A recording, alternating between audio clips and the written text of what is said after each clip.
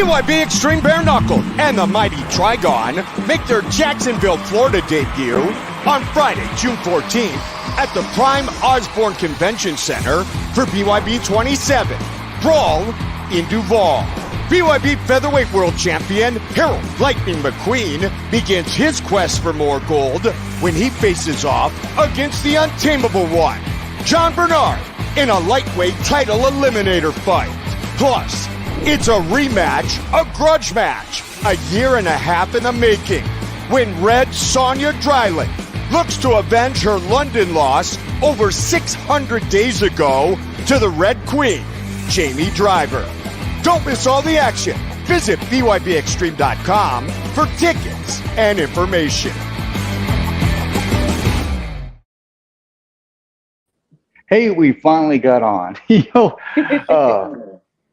For some reason, everybody's doing a podcast tonight, and StreamYard is worldwide. But there were, I don't know, Jamie, what did we try? About 10 times to get on. They kept telling me I had to wait. The traffic was unexpectedly high, and I was just going to give up after the last try. And here we are, thank God. Welcome to one and only. God got us here. Amen, amen. The one and only, the Red Queen, Jaime Driver. How you doing, homie? I'm great. How are you? I'm stoked, to be quite honest with you. You know, I really am, because, you know, I had you on my show before. I've seen you fight. But you just keep impressing me. You just keep going out there and, well, you know, you got like Christine Ferreira, who talks all that crap, all that head. Yeah, you know, she can do whatever in that other organization, but when it comes to you, you prove it. You don't talk about it, you prove it. So with that being said, this is a rematch that Sonja Dreiling's been wanting for a long time. Where does this sit in the heart of the Red Queen, Jaime Driver? Because you're just coming off, I believe, a 34-second win. Now you got this rematch from the UK. Where does this sit in your heart, homie? You know, I'm actually really looking forward to it. Right after the fight with Sonja, I told her immediately if she wanted the rematch, she could have it. And I said that out of respect. You know, I was very unprofessional. I didn't make weight for that fight due to some personal reasons. And, you know, it really wasn't the best fight for me personally. So I'd like to go out there and just show her, you know, just whip up on her again, but even better. You know, I'm going to have a great camp. My mind is there. Weight's great. You know, so I'm actually really excited for the rematch, just to prove I'm the best in the 147 division.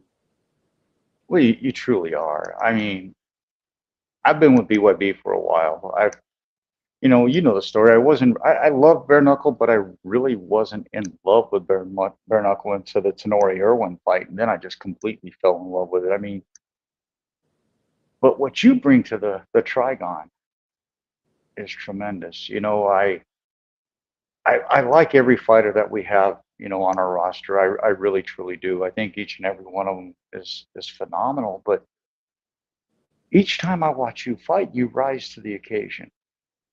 You know, what has Jaime Driver done on her path that has allowed her to become that more devastating, that more vicious? I mean, because you were coming into it. I mean, if you look at your record, it's phenomenal. So what has changed on the walk of Jaime Driver that has this ambition, this drive, this tenacity?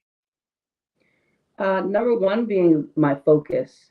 I'm very focused. Everything I do training wise, and not just in the training room, in the gym, outside, you know, in my normal everyday life, everything is done with an intent. There's intention behind everything I do. I don't drink as much. I don't party as much. I don't smoke as much weed. You know, there's certain things that I've done in my, you know, outside life and everyday life that I've changed, you know, and I've realized that the more I focus and the more I speak into existence what I want, the more it comes to fruition. And talking to God every damn day. Right. I remember the first time I interviewed you, you were just clarifying and getting your walk with the Lord straight. You know, it's beautiful, because even like with me, you know, I'm not perfect. And you get all these people to say, well, in order to be a Christian, you have to be perfect. No, it's not. I'm far from perfect. I admit my mistakes. I own up to my mistakes. Do I choose to lead a different life than most people? Yeah. But let's face it, I'm from combat sports. I'm not going to be somebody you want to bring home to grandma, you know? But, you know, the last interview we had, I was just so enthralled with the ability that you had, even though you were just coming off of a lesson, and then you go out and you destroy Vukovic. Take me to that fight. I mean, did Jaime Driver have a chip on her shoulder? No, I didn't have a chip on my shoulder at all. I let that go probably like 3 months after the Josette fight. It was more of I just knew that I needed to show up and I needed to prove. Honestly, really, it wasn't to anybody else. It was just to myself. I needed to prove to myself that like I really could do this. Coming off a loss comes, doubt. Doubts were creeping in, anxiety was kind of creeping in. I was questioning myself and if, I was really capable of, coming back off that loss. So no chip, but definitely, I would I was confident in myself and I'm always confident, but you always kind of question like, you know, am I as good as I think I really am? Yeah. So the fight with Vukovic really just cemented in my mind. And I think with the promotion and with everybody that I'm that girl, and it felt good to do that. It felt great. That's a thing. I was watching this thing the other day, and it really intrigued me because the world is flipped upside down. They want to use everything against everybody, but they brought up one point that I saw some validity in it. I don't know what our promotion pays, so I'll be first and foremost out there. I don't know what BYB pays. I don't know what BKFC pays their women. Now, if you want to talk boxing or anything else, Bellator, the UFC, I know what they get paid. But what they were saying that they would like to see an equal attribution to women that are in the sport as the men. Now, being a woman fighter, is there equal attribution? No, I'm not talking about just in BYB, but in the sport, in the generality of the sport.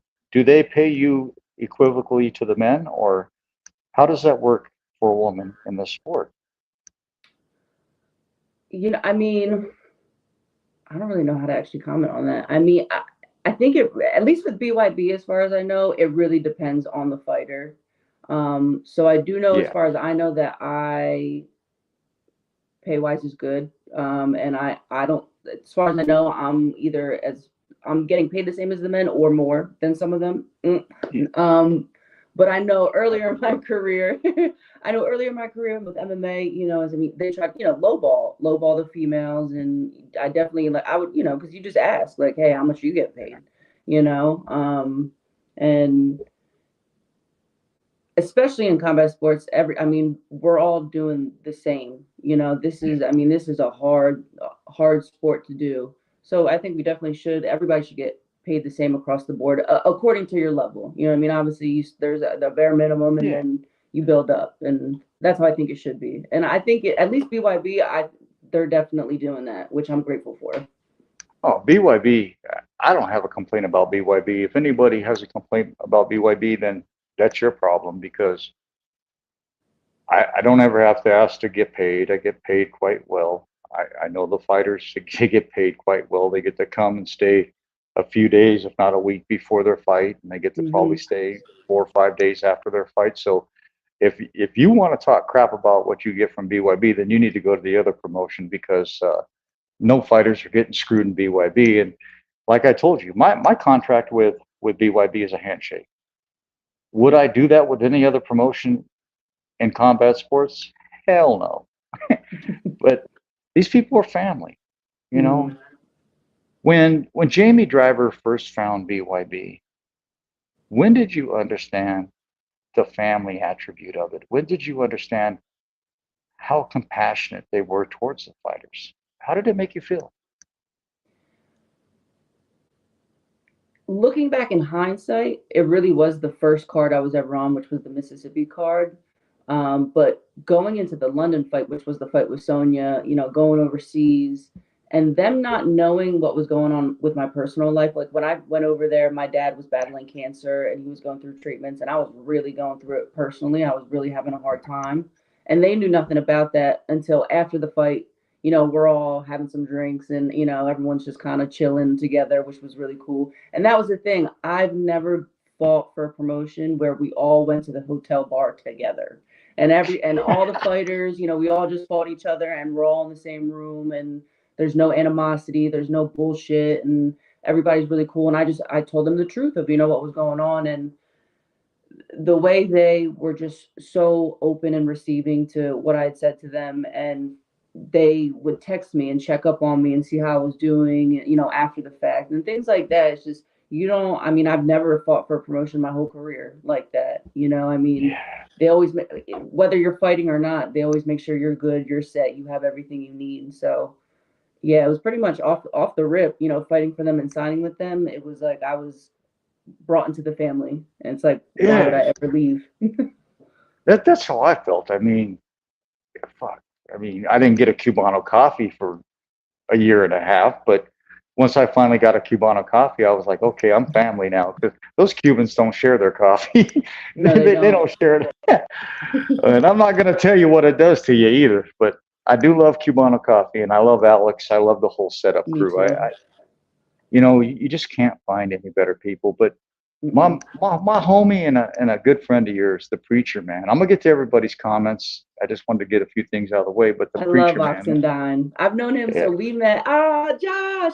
So we met years ago. We actually met fighting MMA, you know, and so it's funny our paths crossed again fighting for BYB. And that's one of the good homies right there. I love him. You know, see, I love that you say that because Gigliotti, Turner, Laurent, Shaggy, you, Oxidine, all of the new blood that has been brought into BYB. There'll be more on here. Turner will come on probably before we finish. They all show the show love. They all Hmm. come and support you and other fighters, even if you're fighting against each other or fighting one of their friends. They all come and the support system. What I'm trying to say at BYB, and I'm not trying to kiss their ass or whatever. It is just phenomenal, and each card keeps getting better and better. Now, the promotion bought BKB and Hmm. BKBTM. So now we're the world's largest bare knuckle promotion. What is that? I don't want to look past the Sonja Dreiling fight because we know that's going to be a war.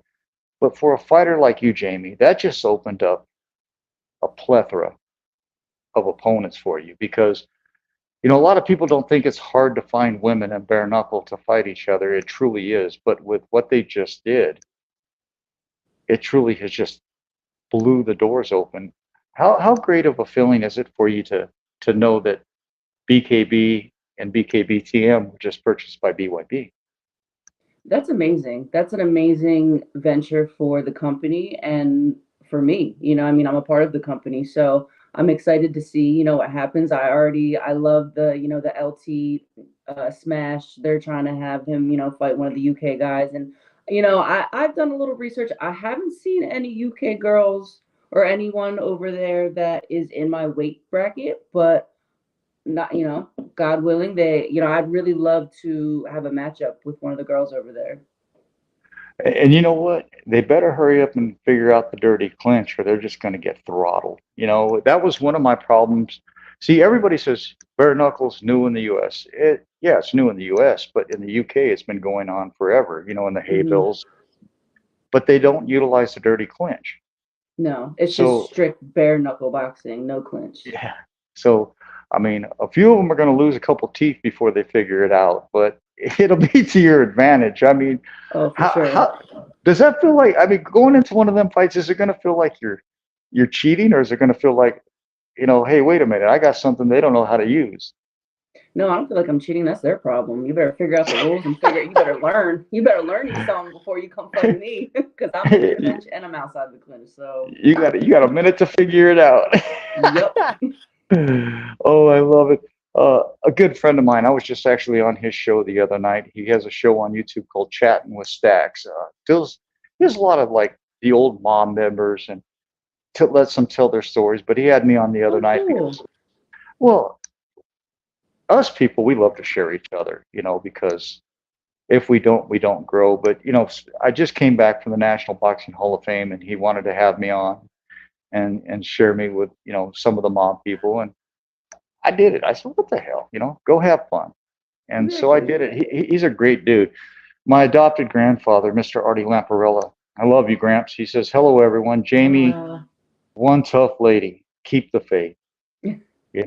I love you, Gramps. And she is one tough lady. And a brother of mine from AKA Promotions down in Louisiana says, what's up? Hey, I'm good. Jamie's getting ready to, I don't know, what would you call this? Because this is a hell of a fight. I like Sonja and I like you. We'll just call it Rocky Five. We'll call it something. Because, I mean, honestly, both of you are going to go in there and bang. Neither one of you are going to step back. This is a fight that you both want. Both of you guys like each other. I mean, it's business. It's strictly business. I wouldn't say like. I respect her as a fighter and an opponent, but I'm not her fucking friend. I'm not. I'm just gonna. It is like I'm not. I'm not her friend. I'm here to fuck her up, win, take money out her mouth, and skedaddle on. So, but I respect her as an opponent. She's tough, but that's it. She's tough. I like that. Well, it kind of opens up a plethora for me. It opens up a door. Well, because see, you look at Cub Hawkins, for example.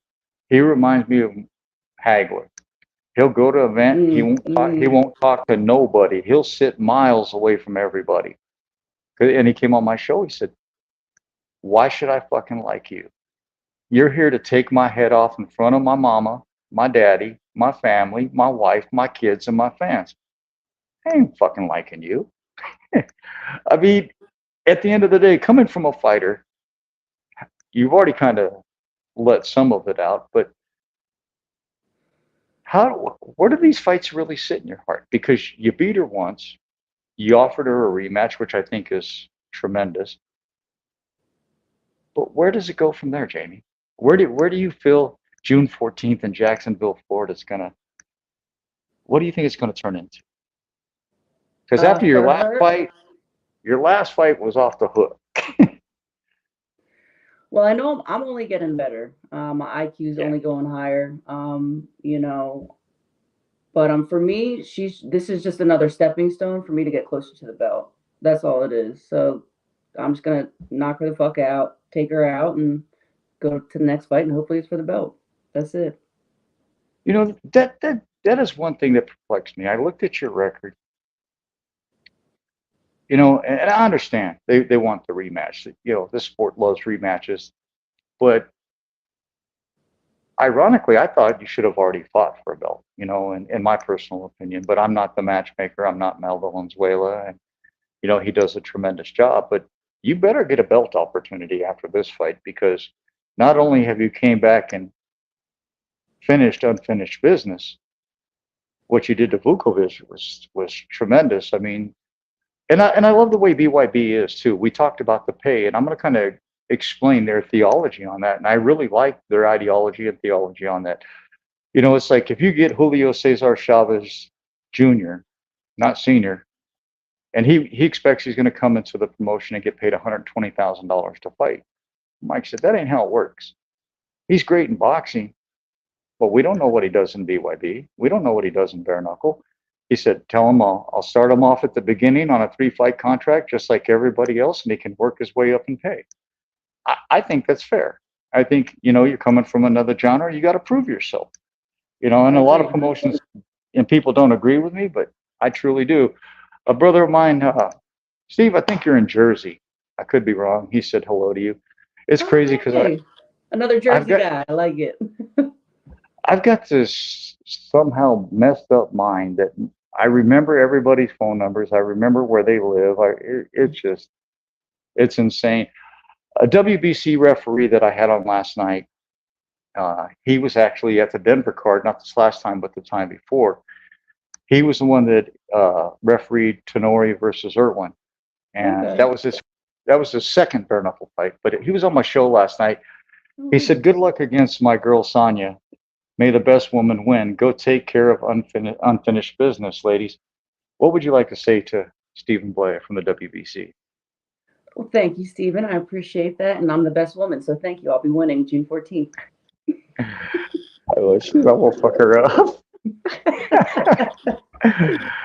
Oh, well, sometimes these guys come on here and they don't really want to say what they want to say, but you kind of caught me off guard by saying what you wanted to say. But I love it, though, because if you feel it, then share it. I mean, to me, I say what I want to say when I want to say it. And I'm black and white, like I told you earlier. If I get into your feelings, that's your problem, not mine.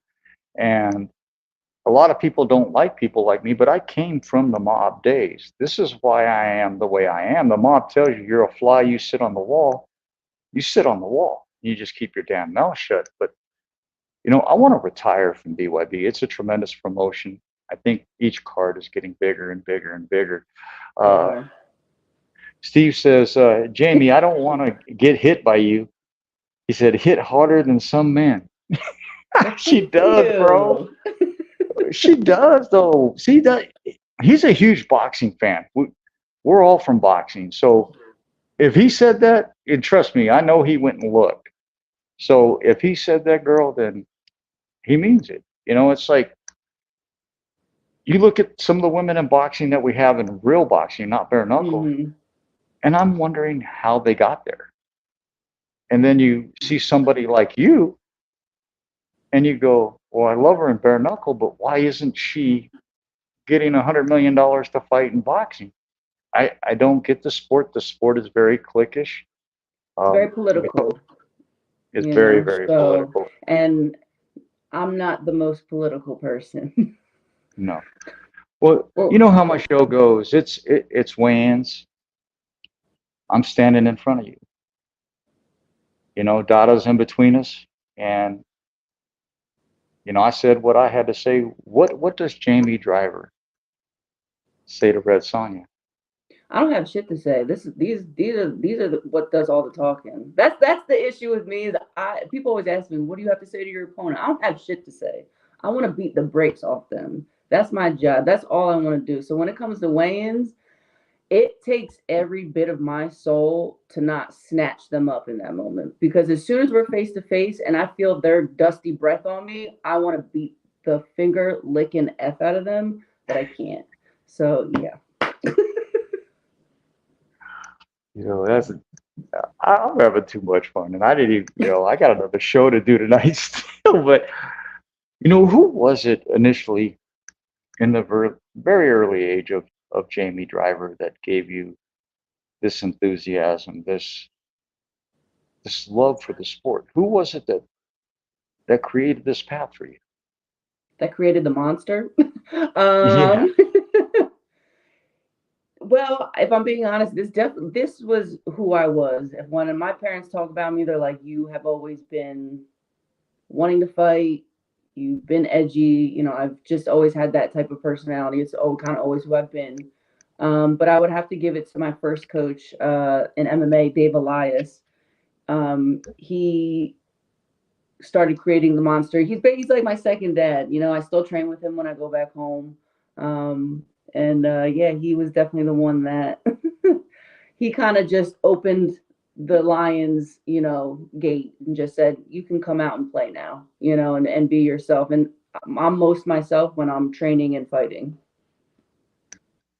When bare knuckle came around, I was like, and then I heard ladies were going to be competing. And it was like, man, this is a brutal sport. It's not for the faint of heart. It's for real warriors. And, it's basically an organized street fight is truly what it is. It's organized chaos. But, I know I asked you the last time I interviewed you, do you feel the punch? Do you feel the pain while it's happening? And I can't remember exactly because, that was quite a few interviews ago. But, I mean, I look at it as if I walk in there, I know I've been in plenty of street fights. That shit hurts. And it just does, especially when you got your brother-in-law going, hey, man, you hit the guy and you didn't even drop him. You ain't even got it. So I hit him again, and then I end up with 3 inches of titanium in my wrist. But what's it like for a woman to step up into bare knuckle? How different was it for you than MMA or boxing? Was Um, the pain different? yeah, and I say yeah for the pain after the fight. During the fight, I don't feel a thing. Your adrenaline's going. I broke what out of all my fights, I broke my hand 2 or 3 times. And I knew I broke them. I was like, oh, well, broke that, but it's just to me, I can push that off and I can push through the pain and I can numb myself, because I have a job at hand. I know some fighters can't. To me, you're a pussy if you're like in the corner, like, I broke my hand. Why would you say anything? Like, you know what I mean? It's a part of it, but the pain after the fact, whew, that is like, I'll be honest, the fight, what was it, the Josette fight? It was like Josette Cotton, yeah. it was like 2 weeks before I could actually like fully, 2 to 3 weeks before I could fully open my jaw and like actually chew food. I was like sucking popsicles and stuff. It's brutal, man. It sucks, but I love it.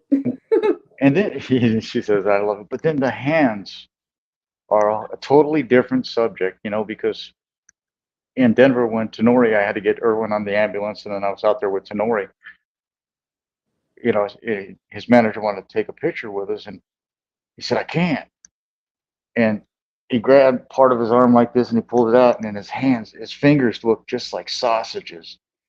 I mean, Those they puppy really hands, did. yeah. And I felt so bad taking a picture with the dude before they took him to the hospital. But my God, that you got to have heart to be in bare knuckle. I mean, Oh, for and sure. everybody said, but Don, you love MMA, you love Muay Thai. I do, but boxing was my first love. I'm honest with everybody about it. No holds barred, tough man came around. Well, boxing was only once a month or once every other month. You can't feed a family that way. So I went Yeah. into no holds barred and bare knuckle, and they covered, 4 weeks, 5 weeks out of a month for me. But my true love is boxing. I'm not saying that I don't love MMA. I'm not saying that I don't love, kickboxing and Muay Thai and everything else that I've done, but boxing is my passion. It's my heart. This 2 weekends ago when I was in, at the Quiet Canyon Resort in Montebello, California, and I'm sitting there with Claudia Trejos, Oscar De La Hoya, Mike Weaver, my brother, James Toney, uh, and it just kept going on, just royalty after royalty, just in the audience. I wasn't even counting who was on stage. And for the first time in my career, I felt like I existed, that I belonged. What is it like for Jaime Driver in bare knuckle? Do you feel like you exist right now? Do you feel like you belong? Or do you feel Yeah. that day's coming? Yeah, no, it's funny you say that. That's exactly how I feel with bare knuckle. My whole career, it's funny because I actually, when I was younger, I saw Layla Ali fight on TV, and I told my dad, I was like, I want to do that. I always loved boxing, loved watching it. Being his only daughter, he was like, nah, yeah, that's not happening. Until I was 19, not living at the house anymore, and I could do whatever I wanted. Well, took a turn to the left, and I was in an MMA gym. Um, and I love to fight. I got into a lot of street fights growing up, and so I loved learning it, but MMA was not my passion. I was just a natural athlete, and blessed that way. But coming, and I've done kickboxing and Muay Thai and Sambo, and I've competed and I've done very well in other sports. But when I got into boxing and bare knuckle boxing, that's when I was like, I'm home. Like I finally found where I belonged and what fits me, my style as a fighter. It honestly, it just fits me perfectly. It's like that little perfect Cinderella shoe. Just fit that sucker on. Yeah, and I'm watching it. I'm watching it happen. From your last. I think you've only had one lesson, and I think your last 5 fights or something like that. And Hmm. and that was to Josette Cotton. And so after this Dreiling fight, I mean, I'm sure they're probably going to have you a rematch Cotton. Is that something that you would ascertain? I would if her fat ass could make fucking weight. I'm sorry. I can't. You're good. You're I good. don't even want to call her by her name. Her name is Slimer, and no, she doesn't make weight. And I'm not. And I'm so. Let's backtrack. Her and I were supposed to fight for the BYB belt at 147. We both didn't make weight, so I was just equally as fat as her ass. Okay, we both didn't make weight, but I got my shit together. If you look at her track record after that fight following, she did like some boxing matches and stuff. Didn't make weight. This last one she made weight because they went up in weight at like 160 or something, Yeah. 165. She's not gonna make 147. She'd have to kill herself. So Yeah.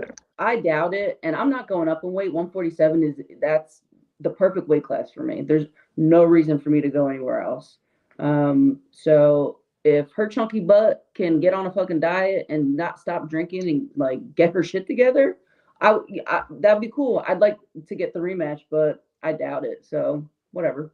Yeah, I feel you. Yeah, that's sad. You know, if you're great, this is what pisses me off about the sport. And I've been in it for 40 years. If you claim to be a professional athlete, then be one.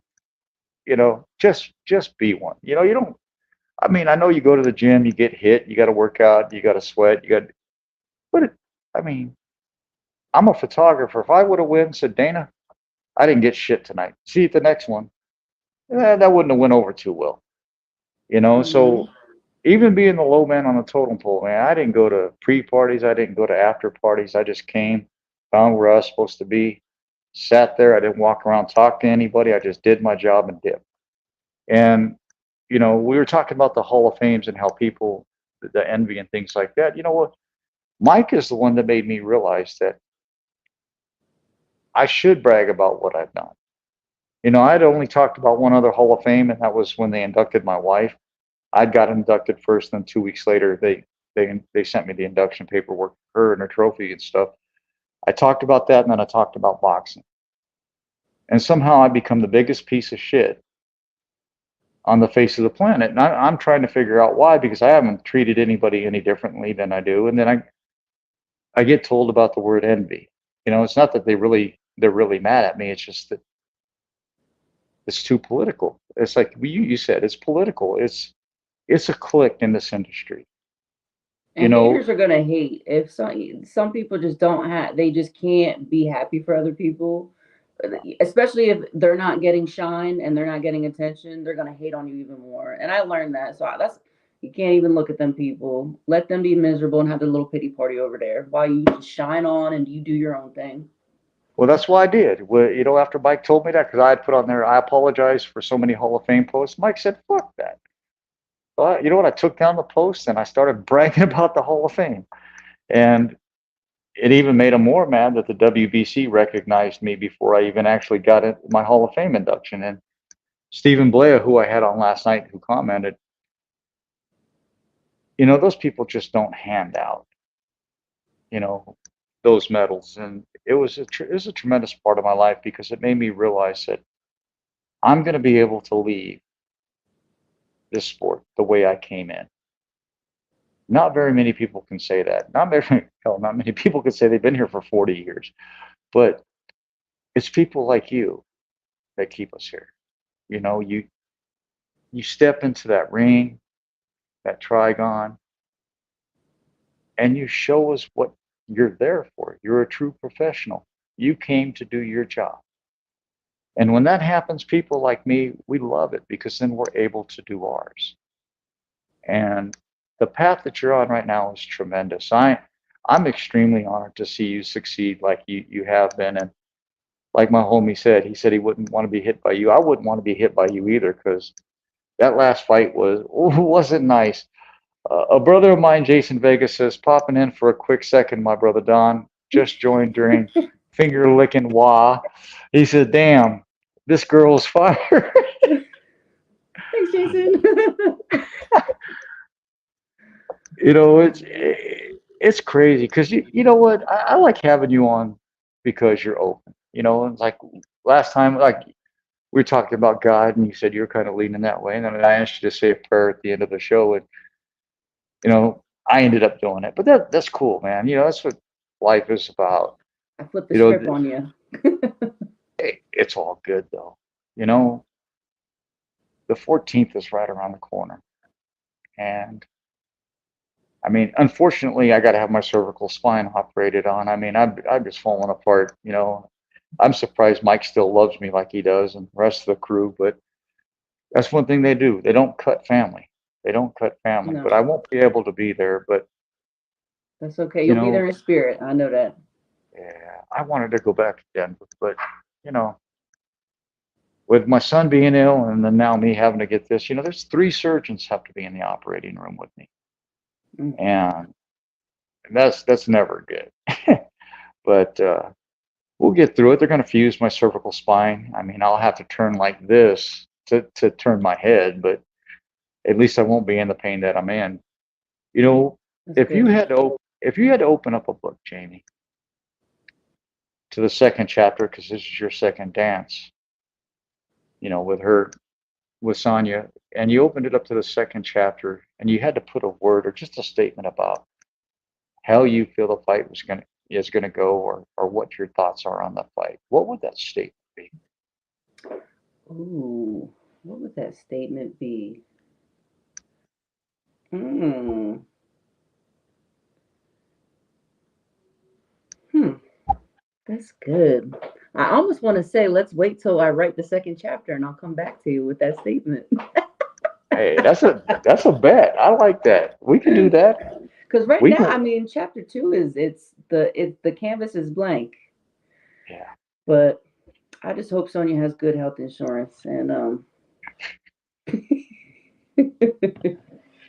we're gonna come back. I'll come back with my statement after I rewrite chapter 2 for you. Most definitely.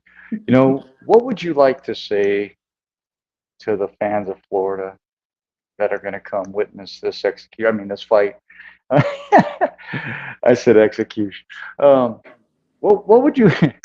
Because you know, like I said in my Hall of Fame speech, and I think it caught a lot of people off guard, but I think you'll understand this. You know, I said we need to thank the fans, those in Yeah. attendance, those that buy the pay-per-views, those that buy the tickets, because if it wasn't for the fan, none of us would exist. And it garnered some applause, you know, during my speech, but that's the truth. If it wasn't for the fans, none of us would know each other. So what would Jaime Driver, the Red Queen, like to say to the fans of Jacksonville, Florida, the fans of BYB? We're coming out and seeing you on June 14th at BYB 27. Well, first and foremost, I just want to thank them, wholeheartedly, because just like you said, I mean, without the fans, this really isn't possible. I mean, No, just like anything else in the world, it takes a village. What I do is I don't do anything alone. This is not all. I mean, yes, my training, I know I'm alone in the ring when I fight, but it takes from my family to my friends to my coach, all the freaking 4 of my coaches to all the fans and the supporters, the sponsors, BYB, and that the whole company, for everybody involved. It takes so much, and I'm very, very grateful. And I really hope to put on a show for you guys. And I hope we can find and bring more people to share bare knuckle, the sport of bare knuckle, with that have never seen it before, and turn some new heads into a fan. And yeah, I'm grateful for all the support. yeah, I love it. You know, I love that you guys are all part of the inception, you know, the beginning of the American side of bare knuckle, and you guys aren't letting the fans down at all. I mean, I wish I was still shooting. I wish I still had my cameras out. I did promise Mike that I would come back out of retirement and shoot one fight for him, and I just got to pick what event's going to be great. I gotta be healthy first, but we'll get there. Yes. Yeah, But first and foremost, your health is number one. I was gonna say if you could shoot my championship fight though, but I'm just saying. hey, Because to we have could, we you, could, well, first and foremost, it's a blessing, and I'm grateful to even be interviewed, and speaking to you. That's amazing. But for you to take pictures of me, oh, I would die and go to heaven. yeah. We'll talk to Mike. We could probably make that happen. You know, I'm getting a little itchy anyway. I mean, especially I was just around. about 1,000 fighters in parts of the sport. So it kind of gets your gumption going a little bit. It makes you realize what you're missing. But, Jamie, go out there and show the world how tremendous you truly are. I mean, just when you just said that Ava D. Jones Young, a 7-time champion in martial arts and I think a 3-time or 4-time champion in boxing, just commented on something. I love it when women succeed in this industry because for years they were told they couldn't. And she was the beginning of this, and now you're here and now.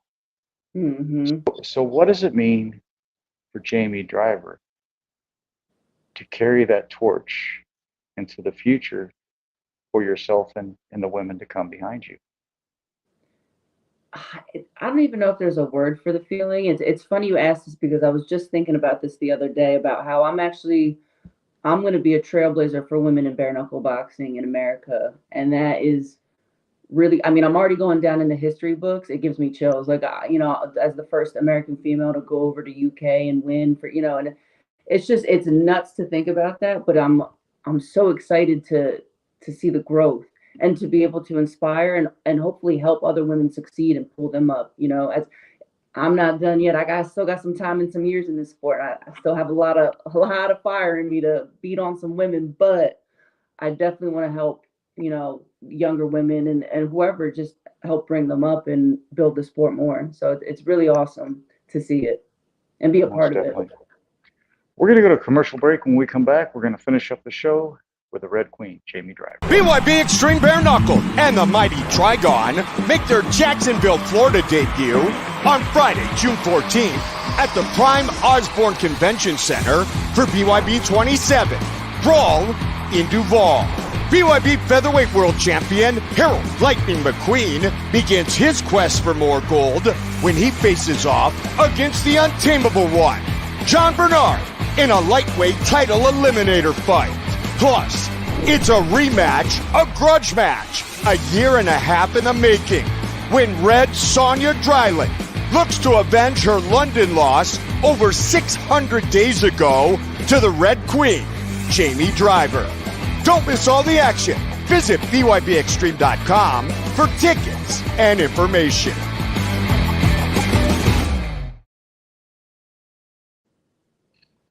What a card it's going to be. Get your tickets at BYBExtreme.com. I'd get them quick because this show is going to sell out.